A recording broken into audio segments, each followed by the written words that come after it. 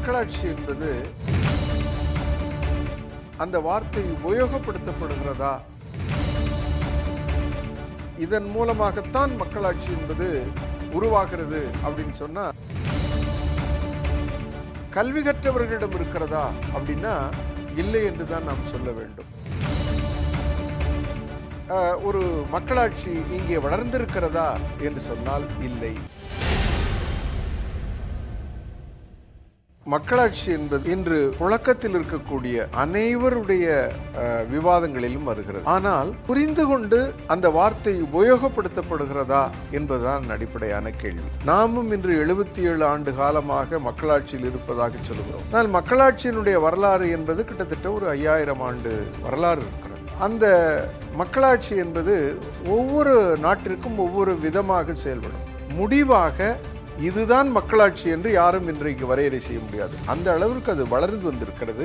அது வளருவதும் தேய்வதுமாக உலகத்தில் இருந்து கொண்டிருக்கிறது. மக்களுடைய புரிதலுக்கு ஏற்ப, மக்களுடைய செயல்பாடுகளுக்கு ஏற்ப, மக்களுடைய திறனுக்கு ஏற்ப அதனுடைய தன்மை மாறிக்கொண்டிருக்கும். ஆனால் அடிப்படையில் மக்களாட்சிக்கு ஒரு எடுத்துக்காட்டு, இதன் மூலமாகத்தான் மக்களாட்சி என்பது உருவாகிறது அப்படின்னு சொன்னா, எதன் மூலமாக உருவாகும் அப்படின்னா தேர்தல் மூலமாக தான் உருவாகும்.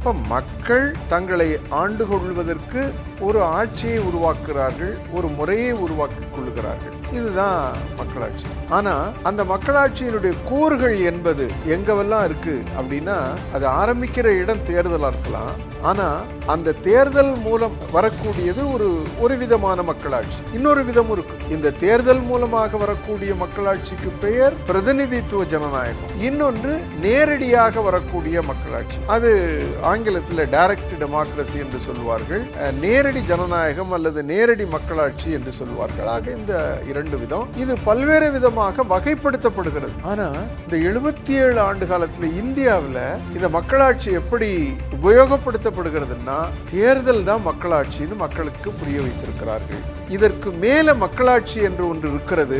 அரசாங்கத்தில் மட்டுமல்ல, சமூகத்தில் மட்டுமல்ல, எல்லா இடங்களிலும் அது வியாபிக்க வேண்டும். அது ஒரு கலாச்சாரமாக மாற வேண்டும். அதனுடைய கூறுகள் எல்லாம் எல்லா இடத்திலும் இருக்க வேண்டும் என்கின்ற புரிதலோ பார்வையோ கண்ணோட்டமோ இன்றைக்கு பெரும்பான்மை சமூகத்திடம் கிடையாது. ஆக இன்றைக்கு எது தேவையாக இருக்கிறது அப்படின்னா, மக்களாட்சிக்கான ஒரு கல்வி தேவையாக இருக்கிறது. கல்வி கூடத்திலே கூட ஒரு மக்களாட்சி என்கின்ற புரிதல் அனைவரிடம் இருக்கிறதா, கல்வி கற்றவர்களிடம் இருக்கிறதா அப்படின்னா இல்லை என்றுதான் நாம் சொல்ல வேண்டும். ஆகையினால அந்த தேர்தல் என்ற ஒற்றை புள்ளியிலே நம்முடைய மக்களாட்சியை நிறுத்தி வைத்திருக்கிறோம். அதனால ஆய்வாளர்கள் கூறுவது, ஆராய்ச்சியாளர்கள் கூறுவது, அது பிறந்த இடத்திலேயே இந்தியாவில் இருக்கிறது.